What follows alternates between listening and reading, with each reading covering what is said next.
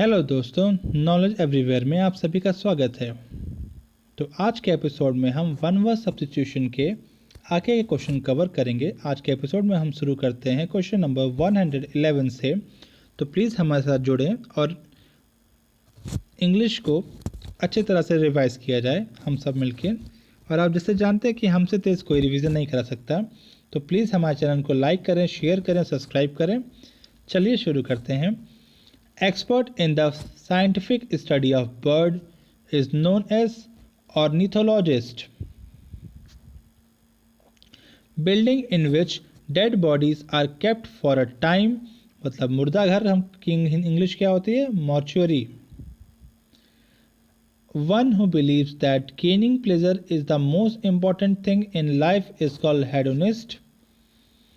Highly skilled person, उन्हें हम क्या बोलते हैं? कॉन्सूमेट कहते हैं। Property handed down after the death of a person, मतलब किसी के मरने के बाद उसके प्रॉपर्टी को किसी को दे देना, उसे हम कहते हैं inheritance. Identification with the feeling of another, किसी के साथ हमदर्दी रखने को हम एम्पैथी कहते हैं।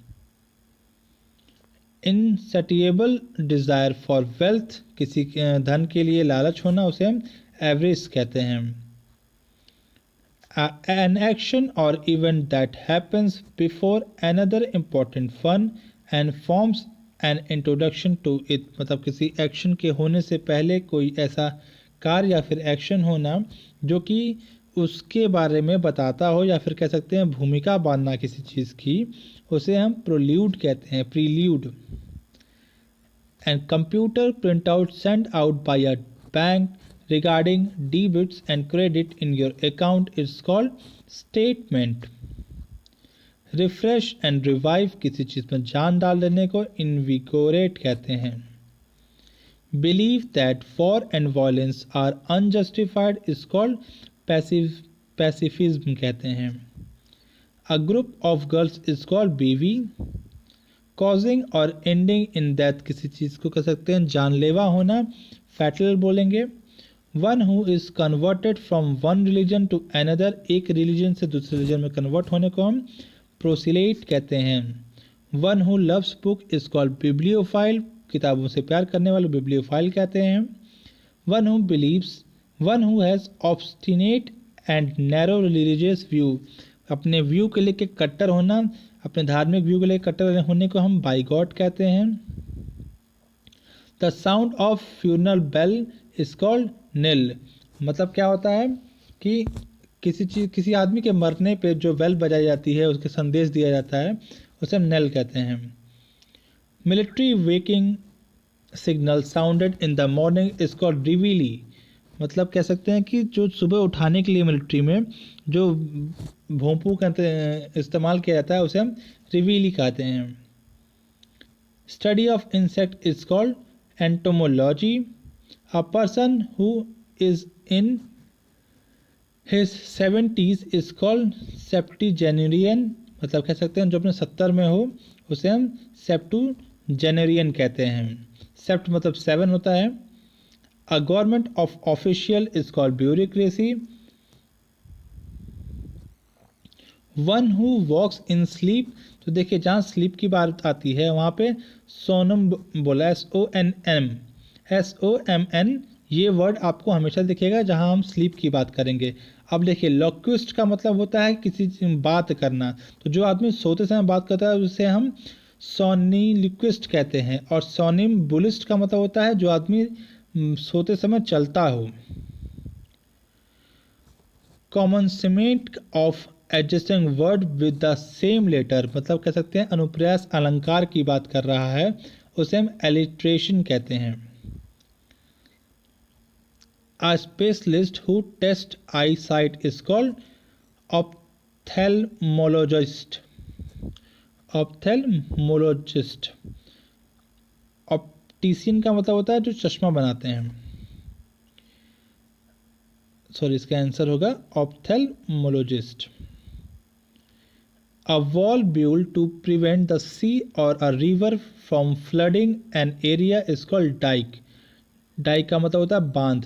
डैम का मतलब भी बांध होता है, डाइक का मतलब भी बांध होता है, लेकिन डैम वो बांध होता है जो कि हम नदी को रोकने के लिए इस्तेमाल करते हैं, जिससे हम इलेक्ट्रिसिटी जनरेट कर पाएँ या फिर हम उसके पानी को कहीं और भेज पाएँ। लेकिन अगर हम किसी क्षेत्र को फ्लड से बचाने के लिए एक थिक वॉल का इस्तेमाल करते हैं तो उस वॉल को हम डाइक कहते हैं। टू बी बायस्ड अगेंस्ट, किसी चीज़ को लेके पक्षपात पूर्ण होना, उसे हम जुडिस्ड कहते हैं। Motion of hand as an mood of expression indicating attitude is called gesture. मतलब कह सकते हैं कि आप आपने हाथ या आंख या फिर किसी चीज़ को हिला के अपने आप को आपको एक एटीट्यूड दिखा देना, एटीट्यूड प्रिवेंट करना कि आप दुखी हो या खुश हो, आप जैसे भी हो, उसे हम जेस्चर कहते हैं। बिटर और violence attack in word is called diatribe. मतलब कह सकते हैं कि आप किसी चीज़ को लेके तान मारना या फिर किसी को अपने वर्ड से किसी चीज़ को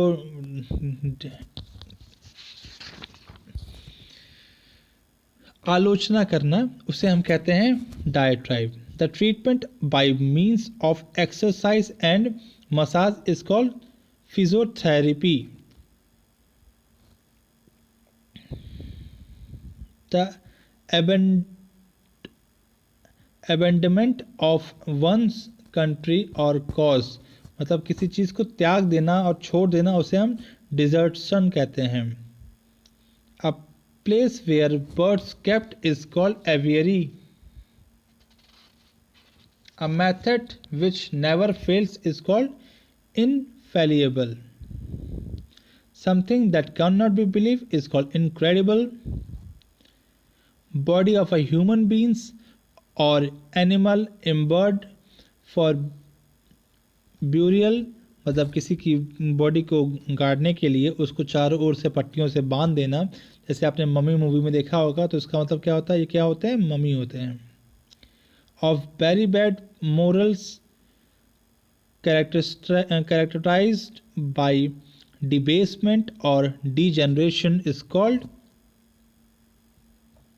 इसको हम लोग बोलते हैं डिप्रेव्ड। मतलब कह सकते हैं अपने ही रास्ते से पथभ्रष्ट हो जाना। Government by a rulers who has a unlimited power is called autocracy. Despotism का मतलब होता है तानाशाह।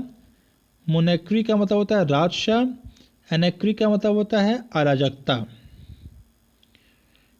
An occasion of great importance is called momentous. A person who is always hopeful and look upon the brighter side of a things is called optimist. तो दोस्तों आज के लिए इतना ही।